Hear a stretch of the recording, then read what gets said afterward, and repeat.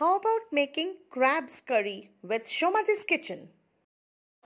2 kilo কাঁকড়া আনা হয়েছে, 10টা পিস কাঁকড়া। এইবার আদা লাগবে 50 গ্রাম, আর দুটো বড় বড় কোয়া রসুন, পেঁয়াজ 5টা পেঁয়াজ, হলুদ, প্রথমে হলুদ, লঙ্কা গুঁড়ো আর নুন দিয়ে মাখিয়ে রাখতে হবে। জায়গার মধ্যে সব মাখিয়ে রাখলে ভালো হবে।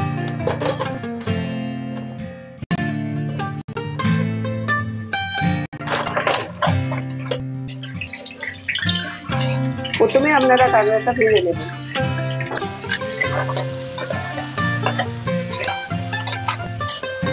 কাঁকড়াটা ভাজা হয়ে গেছে,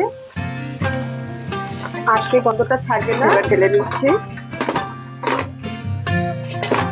এটা জ্বালালাম,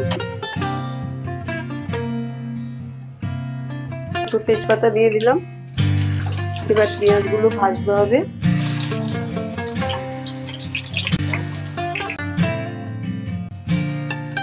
পেঁয়াজটা ভাজা হয়ে গেছে, আদা রসুন আর টমেটো, কাঁচা লঙ্কা দিচ্ছি,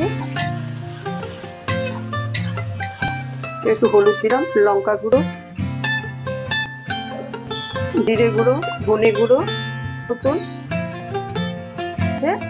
নিয়ে উতুন আমরা দেখে দেবেন। এই ভাজা কাঁকড়াগুলো এর মধ্যে ঢেলে দিতে হবে, ঢেলে আর একবার ভাজতে হবে। এবার কাঁকড়াটা কষা হয়ে গেছে, অনেকক্ষণ ধরেই কষেছে। এবার জল দিতে হবে।